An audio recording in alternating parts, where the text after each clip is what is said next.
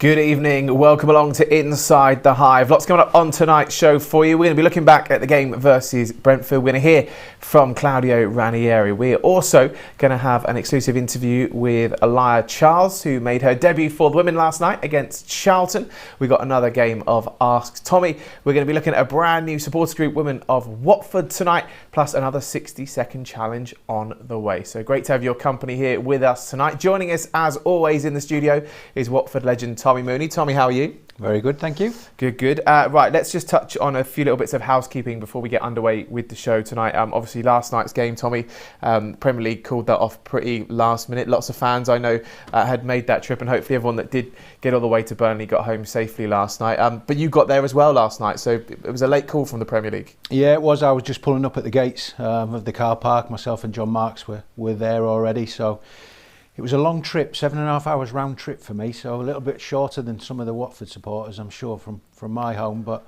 you know, it's nevertheless one of those things. As long as the players are safe, that's what's important. Yeah, Matt, so I think that's always the tough thing, is it's frustration when you get to a game or any kind of event and it's cancelled. But I think in these challenging times right now, it's all about the safety of everyone involved, players, fans, and all those involved. Just a bit of an update for you then.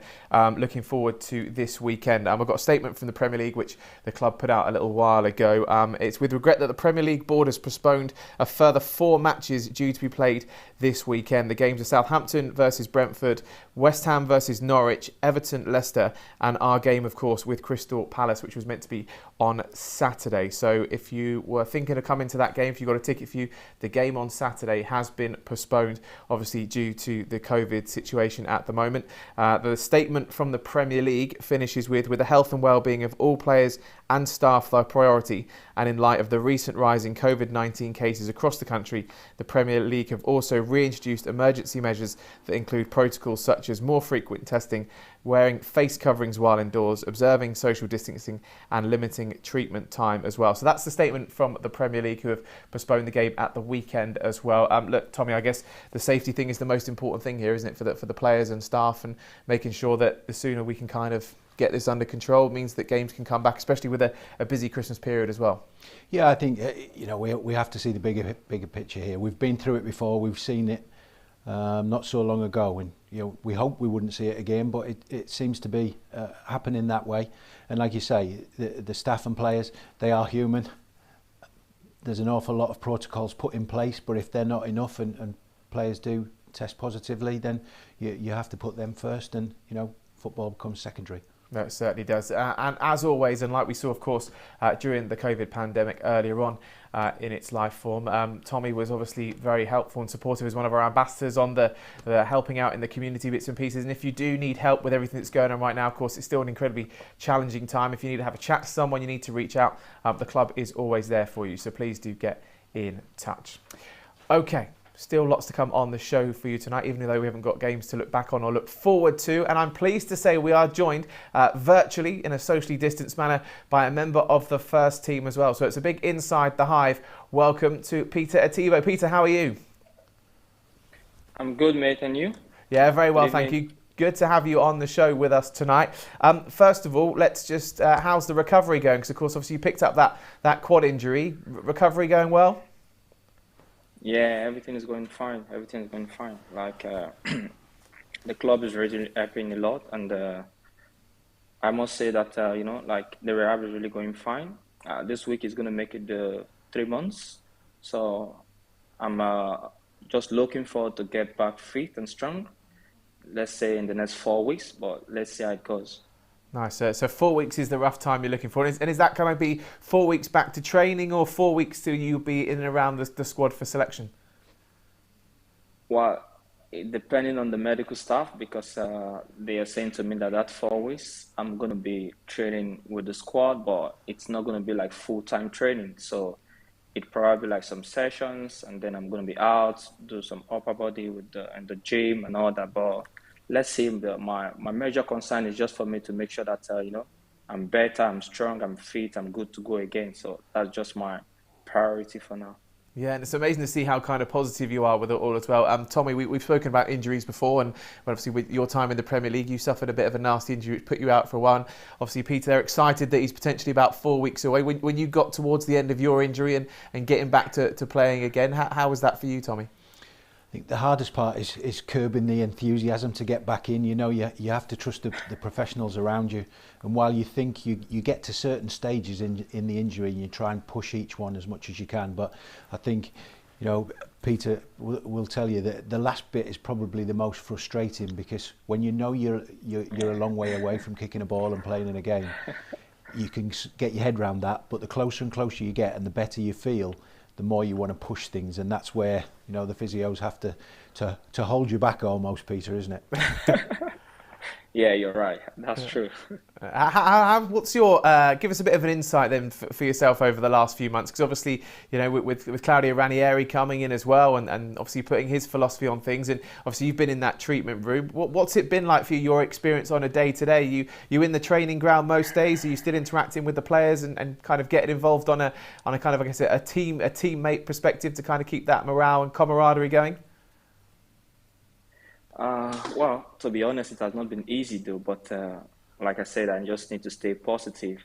You know, the hardest part is, you know, when you're going at the last phase, because, you know, like right now, sometimes I just feel like, okay, I just want to go on the pitch. I just want to be involved in every game. I just want to be involved in every training session.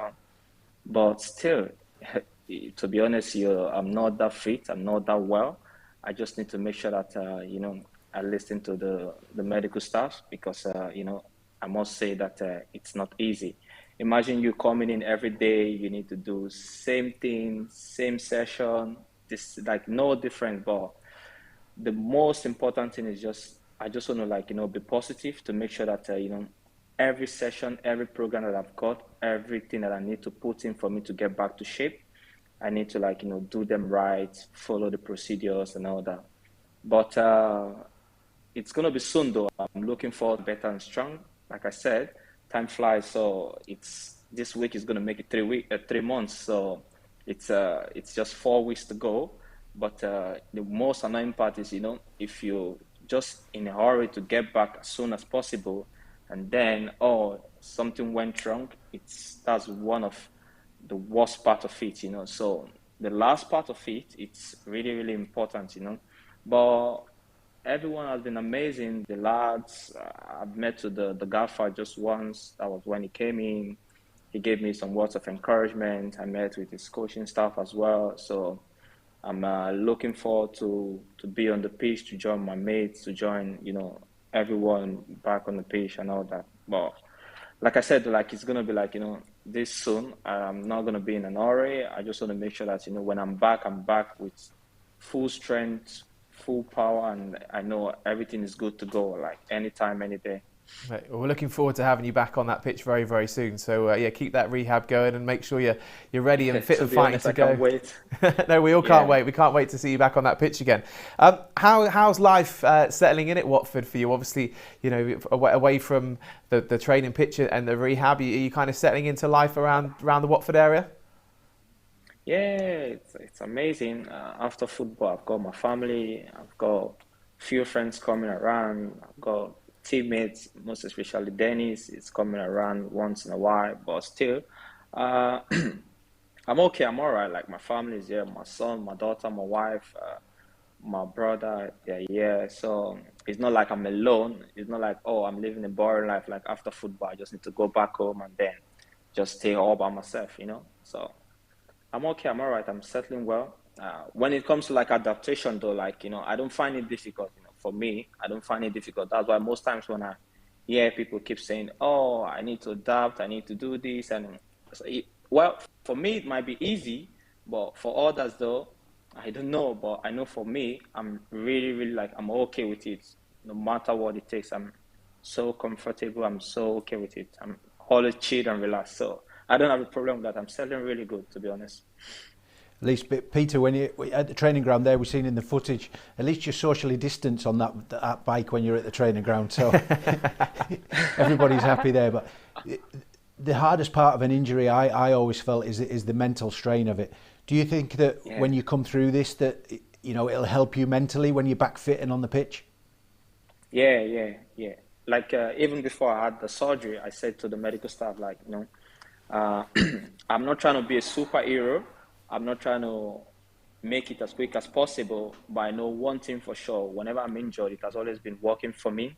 I have this strong mentality that it's part of the game, but coming back, it's one of the most difficult thing.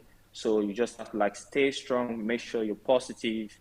I believe when you're mentally strong, your body is going to like definitely adapt to it, and it's connect with the brain as well. So, but it has been working for me. That's why if I'm injured, I'm not okay. That moment I'm going to be like a little bit sad, but still, I know okay, like I'm going to be like be better, be strong. I'm going to be very fine. So those things don't get me scared. They don't get me worried. So long as I'm going to say that, okay, you're going to be out for like 3 weeks, you're going to be out for 2 weeks, you're going to be out for 1 month. But this one was shocking to me though, because for my football career, like my complete career, this is the longest term injury that I've had. So that was why when I got the results, I was like, fuck, 3, 4 months? That's a lot though. That was like half of the season. But still, it's football. There's nothing we can do. Yeah, no, completely. Tell me, with your injury, you mostly mentioned that mental kind of resilience, and Peter suggested there as well. The teammates around him, Dennis is supporting him. Did you have that support as well from your teammates?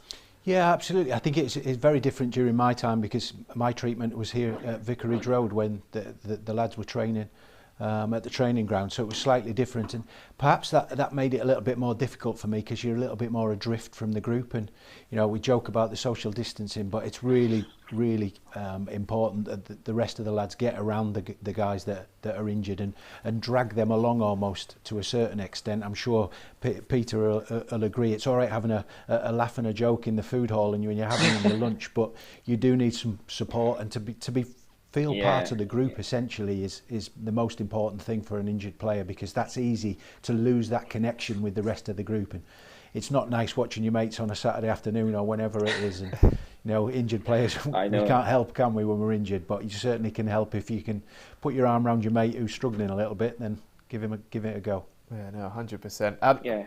Peter, let's take a look at your stats, of course, because you're with us on a loan from Stoke. And you've played some pretty cool clubs. Galatasaray, you were on loan there last. Getafe, you've been as well. Let's talk about Galatasaray, because obviously you've sampled a little bit of the atmosphere from the Watford fans, which I'm sure is second to none. But, playing for a team like Galatasaray, I'm sure that was quite an intimidating place, wasn't it? Because that stadium's renowned for its support.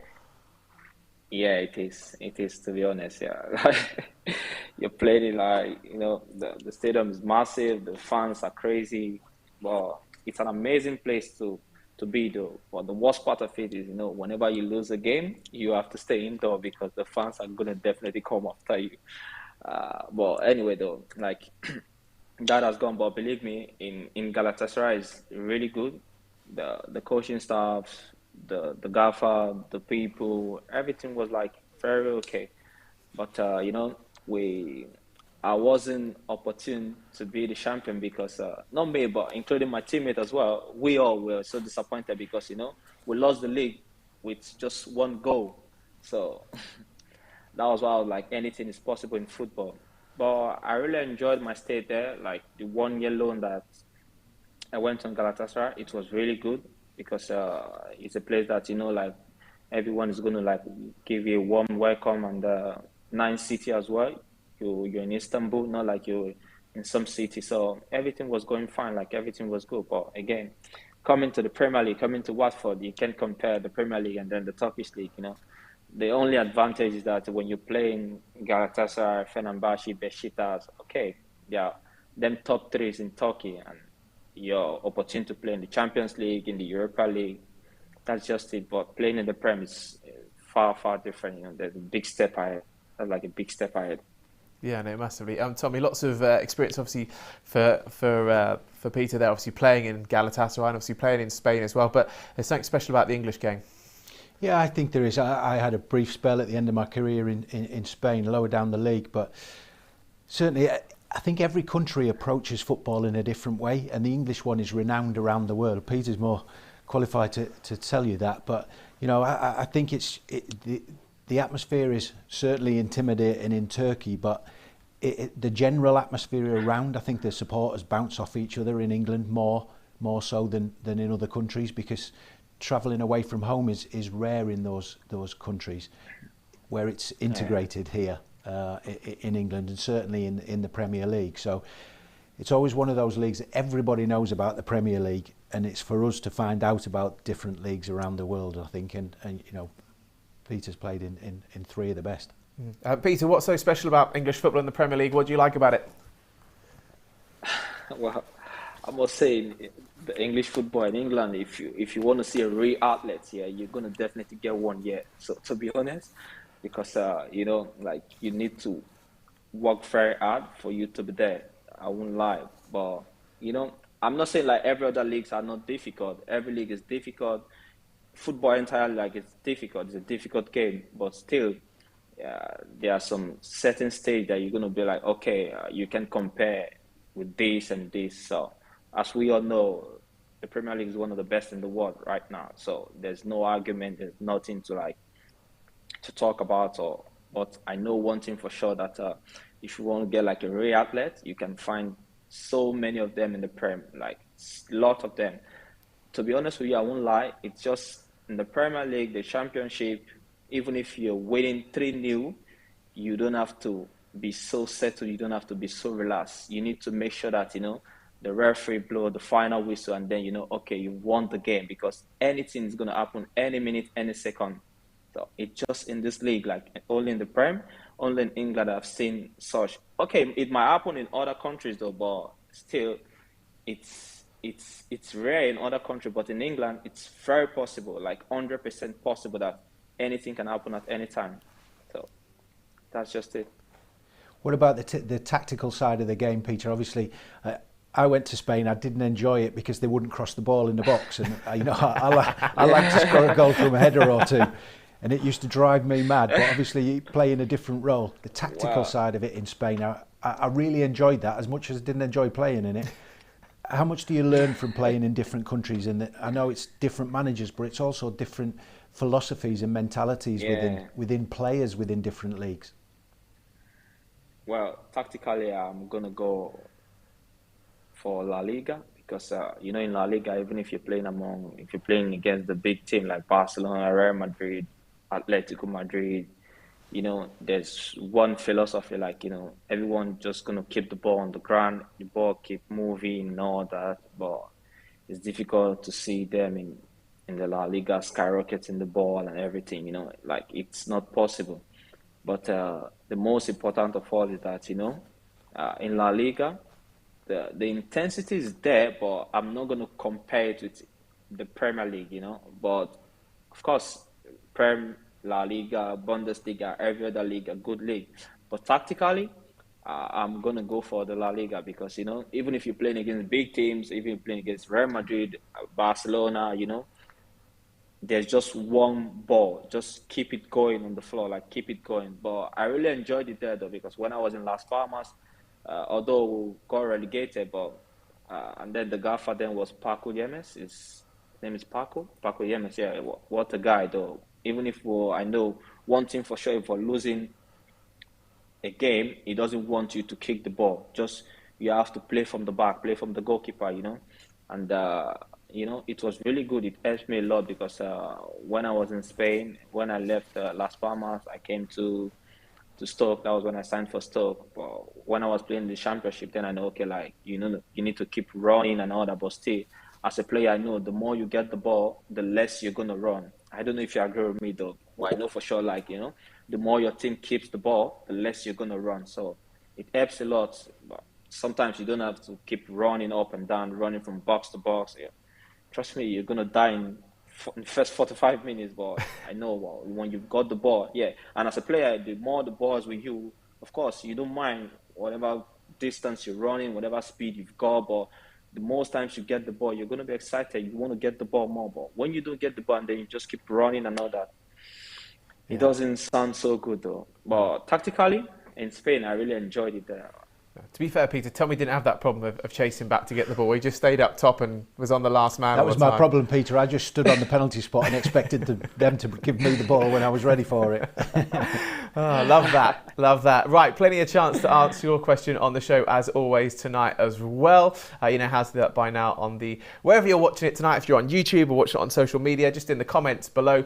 You can also do it on Twitter at Watford FC and use that hashtag of Inside The Hive. Plenty of chance to ask Peter a question throughout the show tonight, and also to Tommy as well. But let's turn our attention to the last action that we saw on the pitch. Of course, that trip away to Brentford. Of course, Tommy, you were there.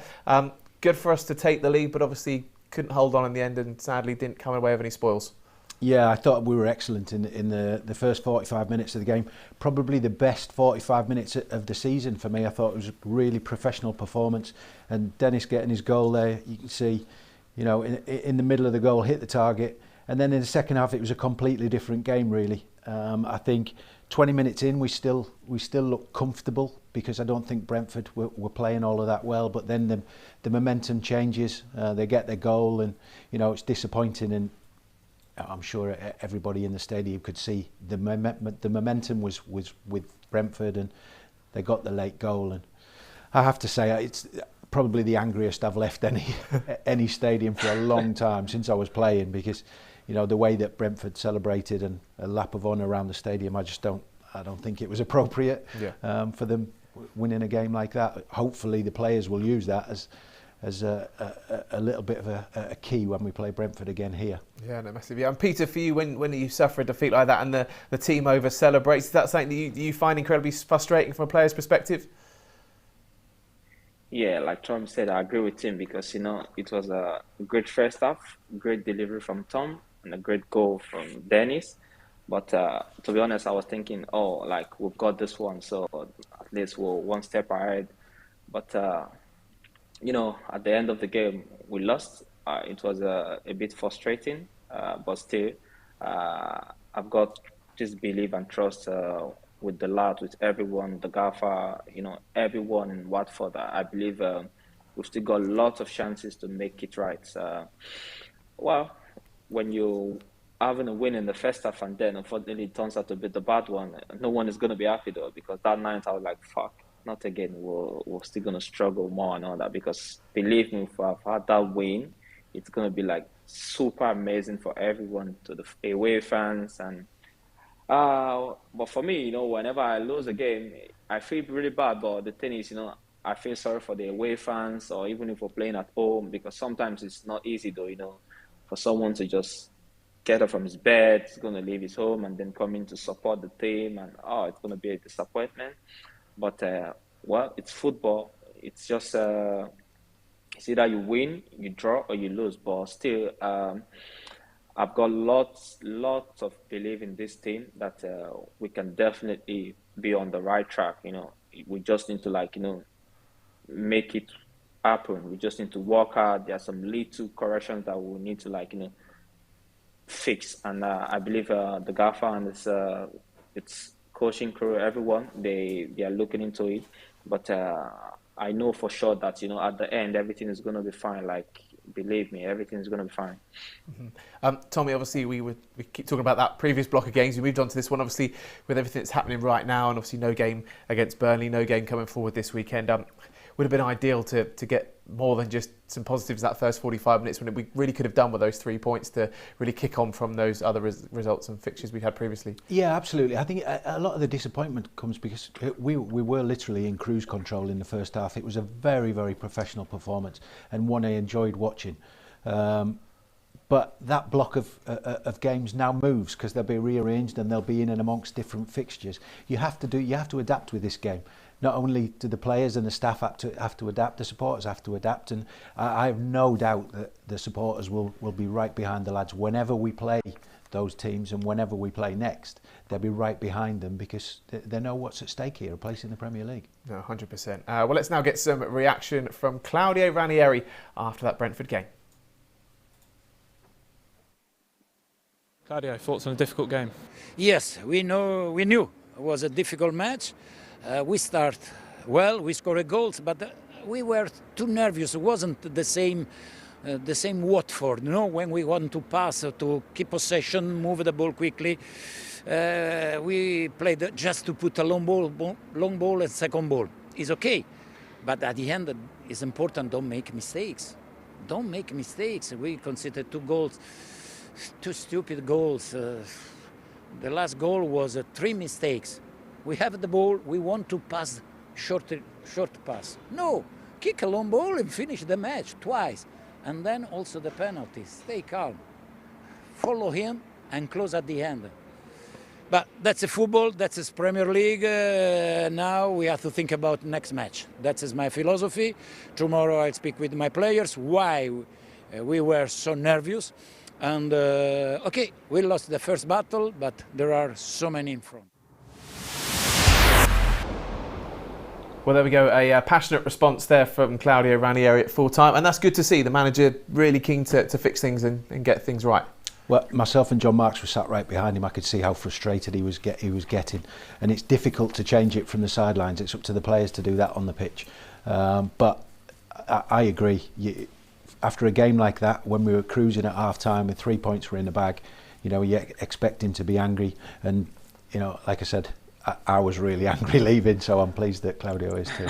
No, that's good. That's good. Okay, we will move on. Lots more chance for you to get involved and ask your question coming up very shortly. We've got another game of Ask Tommy before that, but let's look at a player who had a debut last night. The women were in action against Charlton. Defeat for them, but there was a debut for another rising star, and that star was Aliyah Charles. Let's hear their thoughts. Your debut for Watford, what did it feel like to be out there? Yeah, it felt amazing. Obviously, I've been called up quite a few times, but I haven't actually got onto this. My first time actually getting on, but I feel like just so proud of myself. I've been working hard to get here, and then I finally got on. So yeah, really good. A lot of your fellow dev players out there too. It must have been good to play with them. Yeah, obviously we all want the same goal, and you can kind of just see like our hard work is sort of paying off. So just have all of us on the pitch there together, it's amazing. It's a good experience. In terms of the overall game, even though it wasn't a win or a draw, you must have been happy with the actual performance. Yeah, I think as a team we did actually play really well. We worked really, really hard from start to finish, so we can be definitely proud of ourselves. And on a personal note, I'm happy with how I did. I wish I sort of got on the ball a bit more, but I think that would just come with more game time, more confidence and stuff like that. So yeah. From an individual perspective, now you've been in the squad a few times, as you said, but now you've had that taste of first team football. You want more, don't you? Oh, definitely. This is definitely what I want to do sort of for a job. So I just definitely got to keep on working. And just fingers crossed I can get there and to keep on getting called up. So for the rest of the season, what would your goals be in terms of, obviously you want to play more first team football, but the dev team are doing really well in the league and in cup competitions also. Yeah, so I definitely do want to get called up for as many first team games as I can, but just get as much game time as I can and sort of build my confidence as well, because sometimes my confidence is a little bit low. So just building that confidence and just doing as well as I can. Finally, you must be pretty confident after that performance out there this evening. Yes, obviously I've had a few people come up to me and say I did well. So I think it's just sometimes it's just in my head, but hearing other people say that I've done well definitely boosts my confidence. Well, there we go. Great to see another rising star make their debut last night. Obviously, not a victory, but still very important for that player's development. Great to see Aliyah Charles making her debut last night. Tommy, your memories of your debut? I know we've touched on this before, but it's incredibly special when you make your debut like that. Yeah, I think anybody making their first team debut, and she spoke ever so well. I don't think I could have spoke like that to the media after my debut. But mine was Hereford away, managed to score the winning goal. That's probably why I remember it. And they still play in the same stadium as well, so it's nice to go back there. But not so happy my Watford debut, we lost at Sunderland. But I think every footballer remembers their debut. You remember the manager that gave you that debut, and also how certain aspects of the game goes, and she'd be disappointed that they lost the game, but delighted to get the first one under her belt. Oh, must be.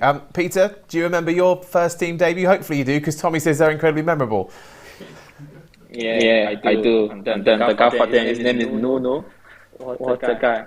Well, anyway. See, I told you remember the manager's name. You always do that. Every manager that gives you the debut, you remember it. But we lost the game though, 2-1.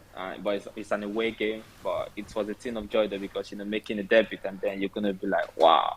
Like she said, I agree with her. Like I'm gonna work out for me to be always in the squad and everything. But still, it's a good thing though, because I agree with what Tom said. Every player is gonna definitely remember the debut, but I don't know if you're gonna remember the name of the coach or who was involved then, like, you know, who was the manager then. But I did, because, you know, when he said that, I remember, like most times he always, like, you know, keep giving me those words of encouragement that, come on, you can do it and all that. But we lost the game, although I wasn't involved from the beginning of the game.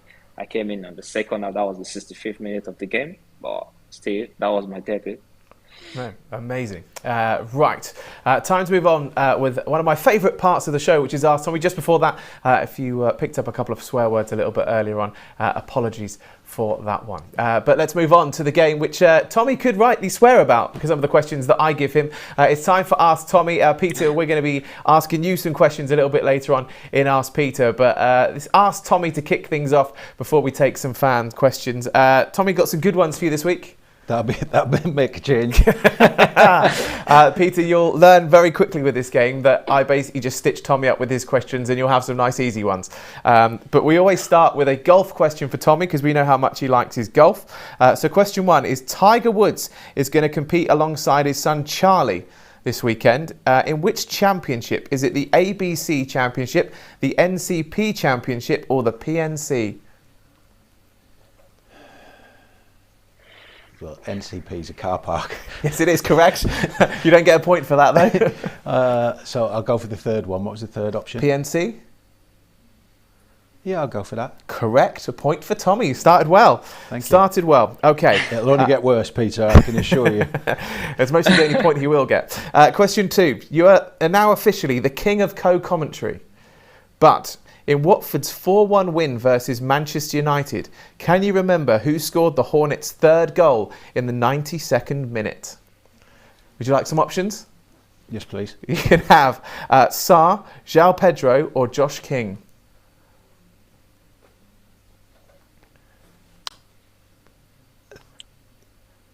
Gonna have to tell you, Tommy. João Pedro was the third goal, wasn't it? Correct.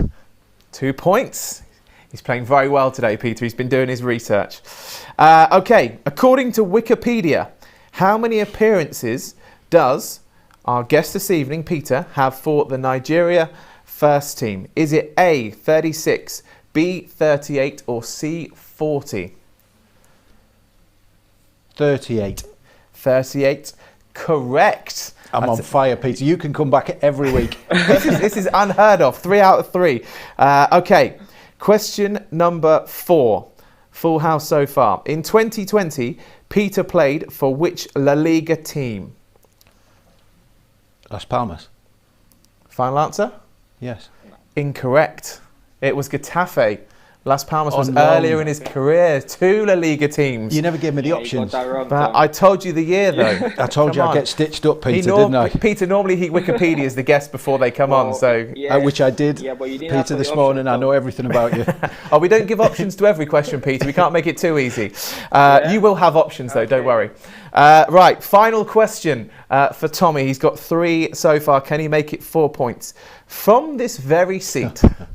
How far is it to the Nef Stadium, the home of Galatasaray? Is it A, 2,208 miles, A, 1,920 miles, or C, 1,820 miles? 1,820 C. D, 1,920 or 100 miles. D, you only gave me 3 options. B, sorry, not D. B. It was B.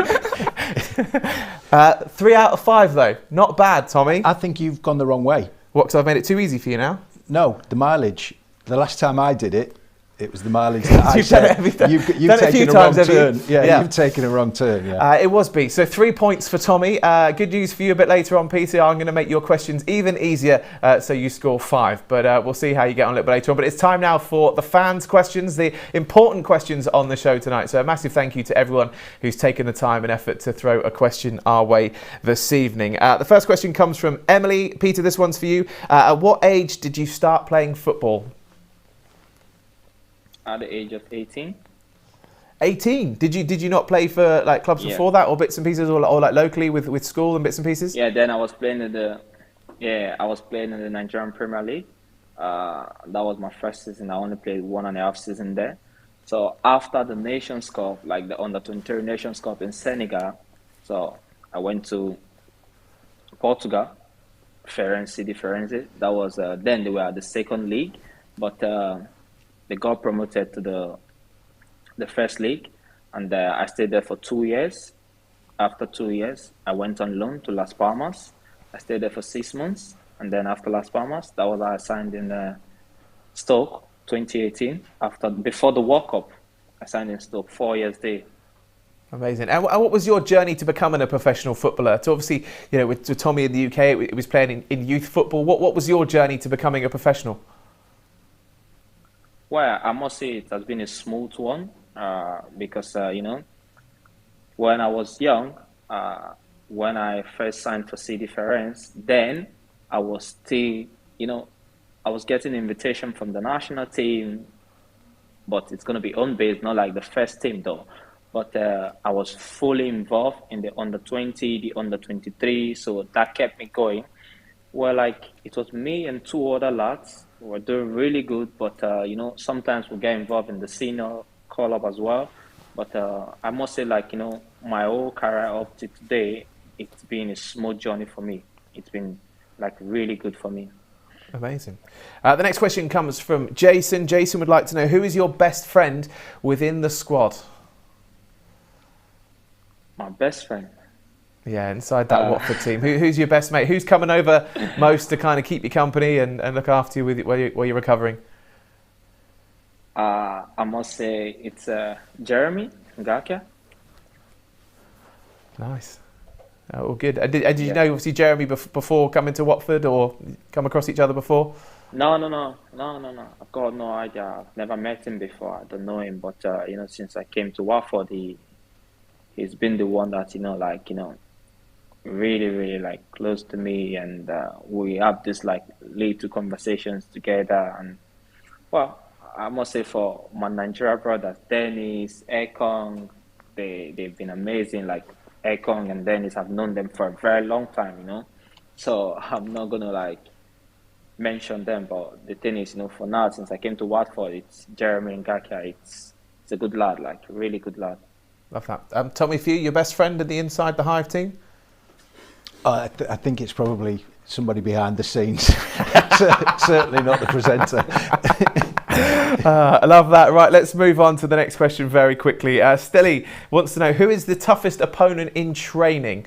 Obviously, I know you've been out recovering, but when you first come to the club, who was the toughest opponent that you're up against inside that team at training? The toughest opponent. Well, for me, if I'm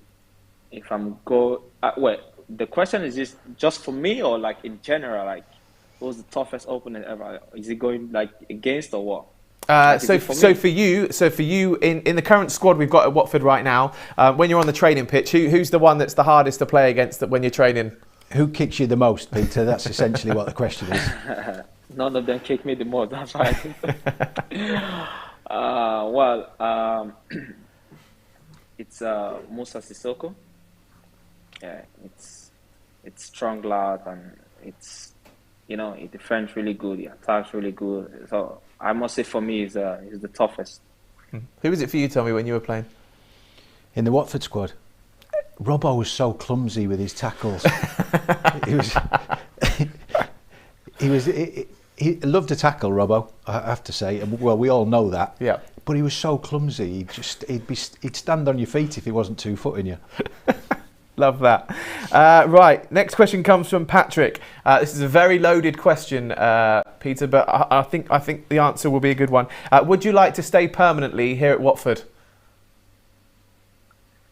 Well, to be honest, I would love to, because everyone has been amazing.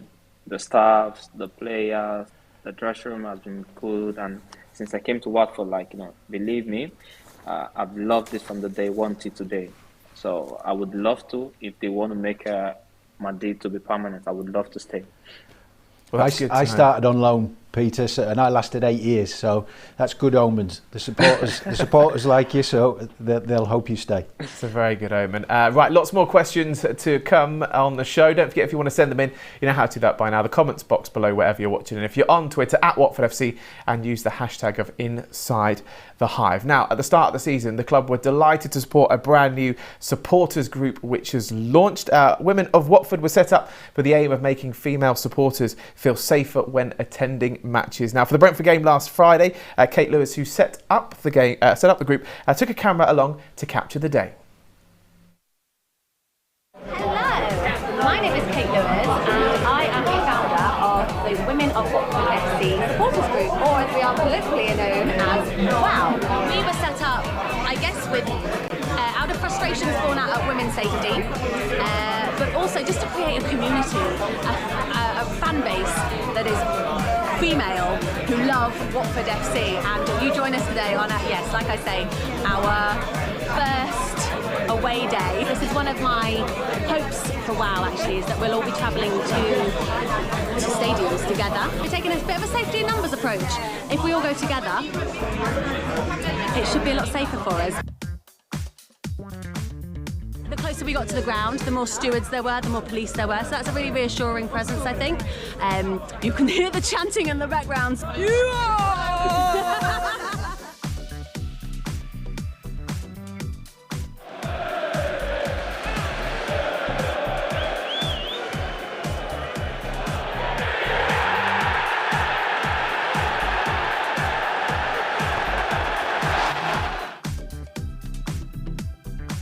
It's nearly 55 minutes and my family have a tradition of a 55-minute polo min. Come on, bring us another goal, please.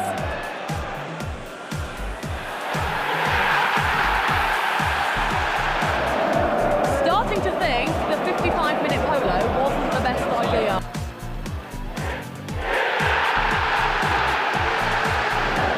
Well, we predicted more goals in the second half, but this certainly wasn't what we meant. It's now 2-1 Brentford. I'm hoping, well no, I'm not hoping, I know that this is not going to be the last one of these. Because in the new year, like I've mentioned before, we're going to have block bookings at every single away game. So if you are a woman of Watford FC and you want to be coming to games, and it doesn't matter if you don't have anyone to come with, because you've got us. What? The Women of Watford FC. Win or lose, baby. We're going to have a good time. We're going to be a community of female Watford fans. Thank you again to Watford for letting us do this, and hopefully we'll see you at an away game soon. You on! Well, a fantastic new supporters group, Tommy, and of course Kate actually said it was her appearance on Hive Live last season that kind of gave her the idea of thinking about setting up the group. But incredibly important that everyone feels safe when they go to a football match. No, absolutely. Just another one of the club's initiatives, and you know the most important thing. It doesn't matter who you are. You have to go into the ground and feel safe when you're watching football. That's why we love football. You need to concentrate on it and not be worried about anything else. So, absolutely, really good presenting there from Kate. You must be worried. Massively, certainly was. I should be worried. Hey, why not? Why not? If I'm ever on holiday or if you're away, get a decent co-presenter in for once, which should be quite nice. Peter, to be fair, you're being a fantastic guest tonight. So, you know, once we're clear of all these precautions, maybe we need to replace Tommy with you and get you in on the show. No comment from Peter there. It's all right. He's in your corner there. He's back. That's Players Union. That Peter's defending Tommy there. I absolutely love that. The good news about that video as well, the full-length version of that is going to be available on the club's social media channels tomorrow. And of course, if you want to find out more information about how you can get involved, make sure you do keep an eye on those club channels. And best of luck to Kate and everyone who's helping getting that supporters group going, because it's an absolutely fantastic idea. So we look forward to supporting that one throughout the season and of course seasons to come as well. Okay, still plenty to come on the show tonight. Now we have our 60-second challenge, which has become a regular feature on the show. Time now for our next contestant, and this time it's Ashley Fletcher. I'm Ashley Fletcher. This is my 60-second challenge.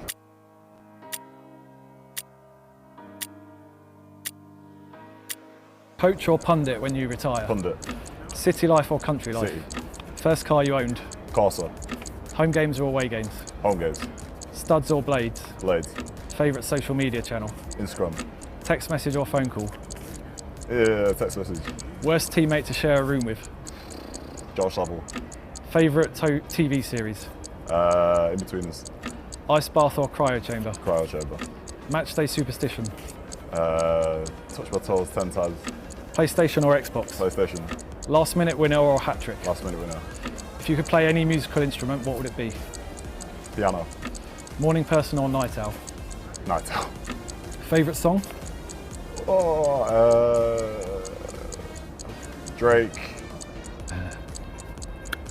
Drake song. If you could change position, where would you play? Centre back. Favourite food? Sushi. Best dish you can cook? Risotto. Team you supported as a kid? Bolton Wanderers. Time's up.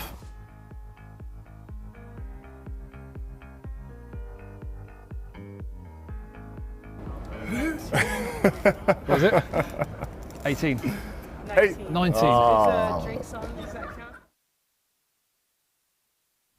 Well, there we go. Ashley's not quite near the top of the table on that one. Peter, I believe you've had a go at this, so don't reveal anything on this one, because I think we're going to see your attempt a little bit later on in the season at the 60-second challenge. But the question I most enjoy there is best dish that you can cook yourself in the kitchen. Are you a bit of a kitchen connoisseur? Do you like to cook things in the kitchen? Well, for me, I would say salmon. Okay.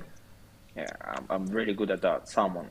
Well, when you want me to cook for you, just give me a hint. I'm gonna prepare like delicious salmon for you. I'm really good at that. Well, I think this needs to be a new segment on the show, cookery with the players. So, what are you serving with the salmon? Are you baking it? How are you preparing the salmon? What are you going to serve it up with? Yeah, I'm just gonna put on the oven and then make some nice pasta. Need to get the pesto ready as well. So. I'm really good at that. That for sure I can tell. So I'm so confident in that. I'm not scared about it. Well, I think we need to do an Inside the Hive from your kitchen, because I think me and Tommy will have that. Tommy, your best dish you can cook. Peter going for a bit of salmon. What about you? I'm quite flexible with it, actually, since the beginning of with lockdown. the cooking? This will surprise a lot of people. My daughter's taken a picture of every dish that I served through lockdown. So the book is already illustrated. We're just waiting for a publisher. Love that.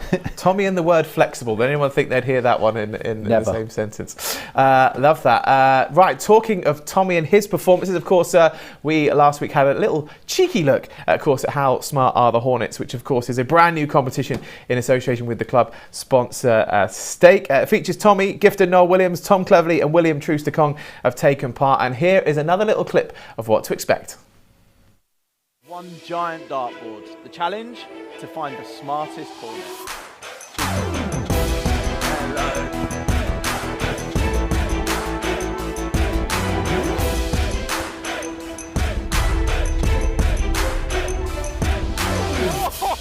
Oh, left foot.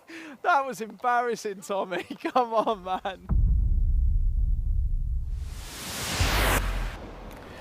I think, to be fair, we said enough about Tommy's effort last week, so I don't think it's fair that we comment again. Otherwise, I'll have to apologise to Tommy on that one. But there we go. Tommy, you've been part of it, all joking aside. I think, to be fair, potentially you're lulling us into a false sense of security there with the efforts that we've seen from you so far. Yeah, we'll have to wait and see. Watch the full episode to find out who won. They certainly will. And if you want to see some of Tommy's fantastic efforts that we played on last week's show, just make sure you check that out on YouTube as well, because they are there for eternity. Right, that's going to be coming up very soon. Time now then, Peter, it's your turn. We've played Ask Tommy. 3 points out of 5 for Tommy was his score, so 3 or more, 3 to tie, or if you can get 4 or more, you will win. So we've got 5 questions for you, and hopefully they shouldn't be too taxing for you. So question 1 for you, Peter, is this. You made your competitive debut for Watford in the Premier League opener against which team? I told you how easy it would be for you, Aston Villa Peter. is correct. 1 point for Peter. Well done. Okay. Don't be embarrassed, Peter. They're all going to be as easy as that. Question number 2. You made your senior Nigeria debut on the 27th of July, but who did you play against? Egypt. According to Wikipedia, it's the Ivory Coast for your debut for the senior team. Oh, fuck. Okay, I'm going to take Yeah. that. Ivory Coast. Yeah, it was Ivory Coast. And apologies for the third time there for Peter. We may have dropped a word in there that may have offended some people. Unfortunately, that is wrong according to Wikipedia. Is Wikipedia wrong? Because I will take the correct answer if Wikipedia is wrong. If you can correct me. No. The thing is, like, it's still the national team, but there is what we call like the home base and then the main team. So I made my with the home base against Ivory Coast, and then we won that game 1-0 or 1-1, I think. But still, it's still all is just still part of the Super Eagles. But still, there's a difference between the home base and then the main, the senior team. But I can remember very well, I played that game. It was an away game in Ivory Coast. So, and then we're preparing for the Shan Cup in South Africa.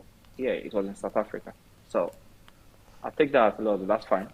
That's cool. So unfortunately, I can't give you a point for that, despite the amazing explanation of the debut and then. But it is just 1 point so far. But it's not all over yet. You need to get the rest of them correct. December 2015, you helped the Nigerian under-23s team in the Africa Cup of Nations. You finished top scorer in that competition. But was it 4 goals, 5 goals, or 6 goals?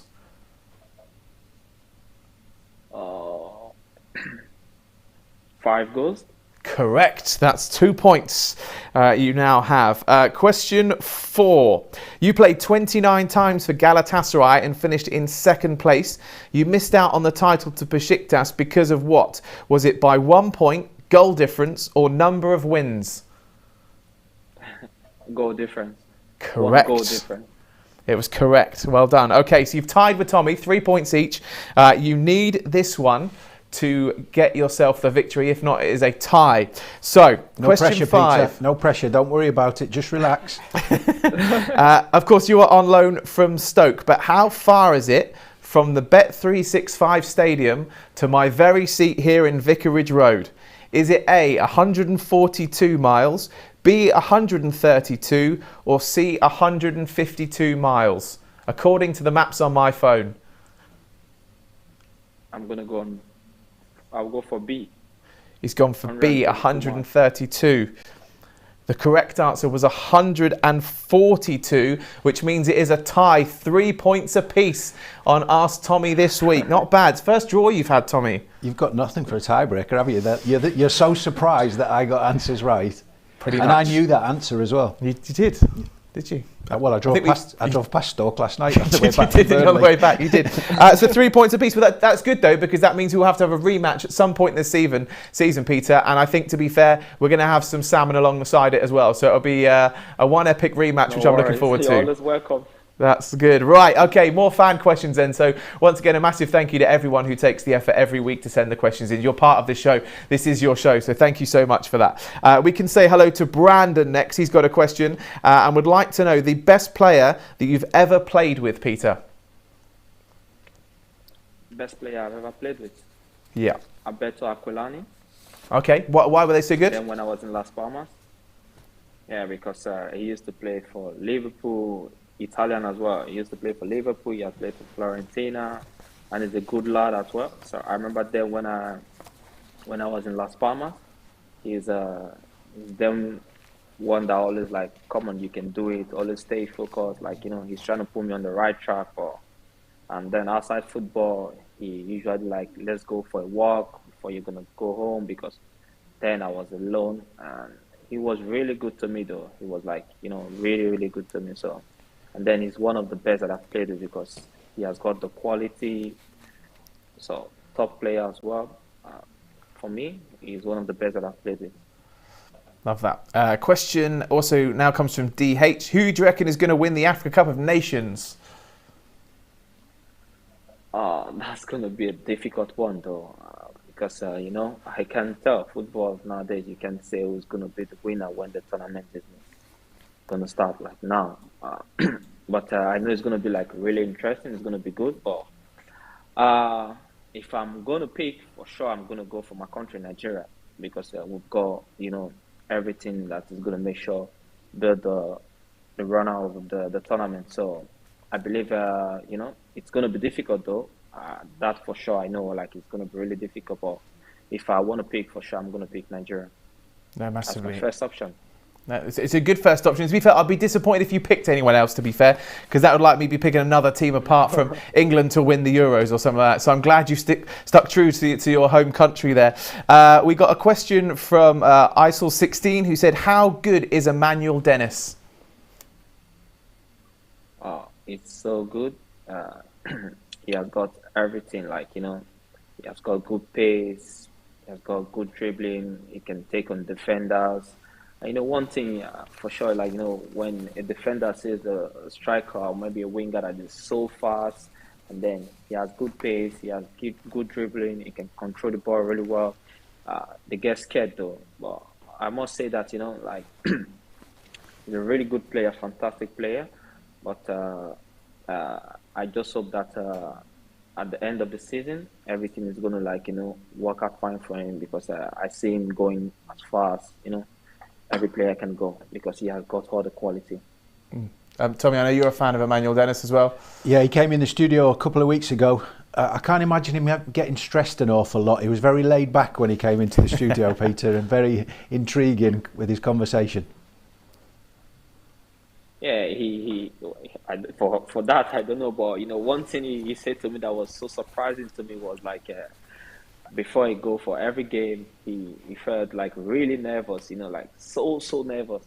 Sometimes it can happen though, like for a player to be nervous, but his own is so different. Like, he kept saying like, wow, if I'm going for a game, like I felt like I'm feeling so nervous, like really nervous. That's to show you, like, but again, I say to him that, that's to tell you that, that's a player that, that has got the team on his mind. Like, he wants to do more, because if you're having a game tomorrow and then you know that 100% you're going to be involved, you're going to be like definitely like, trying to think about the game, trying to make sure you give your best, trying to make sure that, you put up a good performance on the pitch of play. So that was why I said to him that, okay, that's fine. If you're getting nervous every time, then which means it's a good sign for everyone though, because that's to tell that, like you've got the team in your mind. Still a few more questions to come your way, Peter. Before that, we're going to have another exclusive interview with another one of your teammates. Of course, this player scored against Villa, also scored against Man City this season. Let's hear now, for exclusive for Inside the Hive, from Cucho Hernández. ¿Cómo compararías el fútbol aquí con el fútbol en España, donde jugaste? Vale, sí. Creo que la Premier es un poco más directa. Es un juego más entretenido, pero más peligroso a la vez, porque la Premier es ida y vuelta. Tú atacas y ya en un minuto te están atacando y es ida por vuelta. Y en España es un poco más táctico, es un poco más de tocar la pelota, de llegar con jugadas. Aquí es muy directo. Yo creo que es mucho más compleja la Premier que la Liga ahora mismo. ¿Qué quieres lograr aquí? ¿Cómo vas a intentar dejar tu huella aquí? Yo intento dejar mi huella cada partido. Cada minuto que salgo a la cancha, trato de dejarme todo, la gente lo ve, porque yo quiero que la gente sienta que estoy comprometido al 100% con el equipo. Y yo creo que es la mejor huella que puedes dejar en un equipo, de que pasaste por un equipo, lo dejaste todo hasta el final, obviamente cumpliendo los objetivos grupales y personales, pero siempre dejándolo todo dentro de la cancha. Creo que ahí es donde yo me siento bien, me siento satisfecho, y yo creo que la gente también se siente así. Good to hear from Cucho Hernández there. Tommy, I could see you rocking that hairstyle back in your playing days. What do you think? I did have that hairstyle actually. About 35 years ago. Just about. He speaks really well too. Obviously, because I'm fluent Spanish, I can understand him. But he's talking about. He couldn't understand you if you spoke Spanish to him, though. No, he wouldn't. No, I just text him with Google Translate. He's talking about the Spanish game, and it is very different. Probably why I got bored of it. I prefer the English style where it's, end to end. And he talks about giving 100% on the pitch. You can see that, the teams that I played in, if you didn't give 100% for your teammates, you wouldn't last 5 minutes with me. So I really like that side of him. And stepping up to the plate as well, obviously with no Sarr at the minute through injury, getting himself on that score sheet. That's what you need sometimes when a player like Sarr's out, is someone else that will step up and share that workload. No, absolutely. And he'll have the confidence to do that because of the start he had. That goal in his first minute of Premier League football against Aston Villa. And, you know, he's perhaps waited a little bit longer than he might have wanted to for his second one. But you just hope that he gets more minutes and certainly more shots at goal and then goals. Peter, obviously a cracking teammate to have in the side. How'd you get on with Cucho? Yeah, he's a very good lad. Well, I've played against him when I was in Spain. Then when I was in Getafe, he was playing for Mallorca. That game was a good game and he played really good. I think when he was playing for Mallorca, he had a great season there, scored some amazing goals. He's really comfortable with the ball. His confidence, it's like really good. He is not scared. And then, he's this kind of player that, like he's strong as well. So he's a good guy, has good personality as well. He's a very calm guy. So I must say that, he has been great in the dressing room. He's a good lad. Awesome. Right, we've got 2 more fan questions to come for you, Peter, before we finish the show this evening. So first of all, Cam says, strikers love scoring goals. Do you love making tackles? That question should go for Tommy. Oh, well, but anyway, though, one thing about me, if I'm going to score, I know to score is amazing. It's a thing of joy. Everyone that gets on the score sheet, the person is super excited, but still, it's football. You have to defend as well. So if I'm to pick, of course, I want to score goals, but I still have to defend, because if you don't defend, you're going to pick the ball at the back of your net. So I must say that, I'm going to go for the both. But the most important thing about me is, after game, I want to make sure that, I'm happy, after the game, because imagine after the hard work, imagine if you get a goal and you lose the game and it's an important game for you guys, maybe let me just say playing on the final or something, and then you lost the game and you scored. Okay, you're going to be excited that you've scored, you got the goal for the team, but still, you didn't win. So for me, the most important of all is just for you to make sure that, your team gets the point, gets the win. It's very important as a group.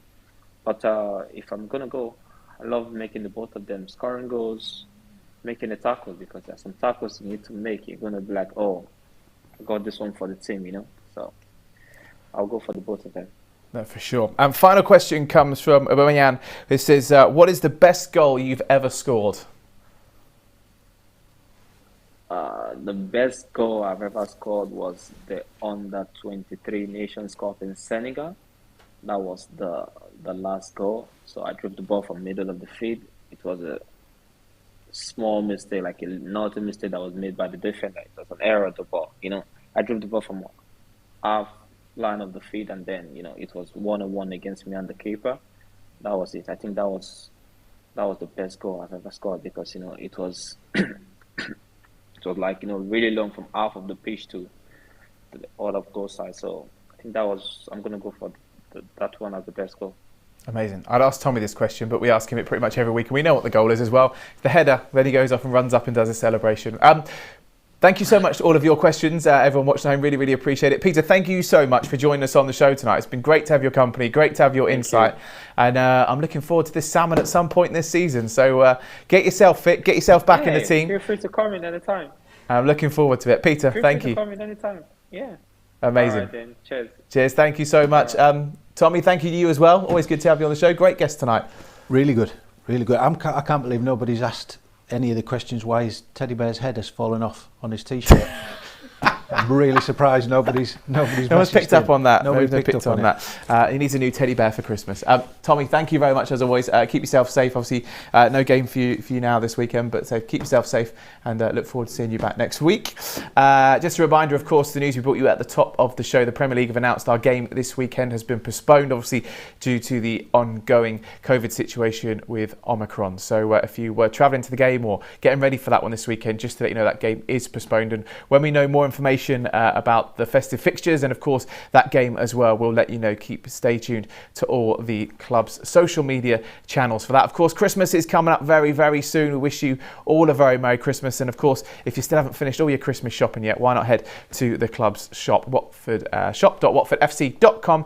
Special offers on there. And then on the 17th of December, if you've got a special Watford fan who's after a kit this Christmas. But whatever you do, please stay safe out there. Look out for each other. Do what you need to do to protect yourself. And there may not be a fixture this weekend, but one thing is for sure, we will be back next week for Inside the Hive. Stay safe and we'll see you next time.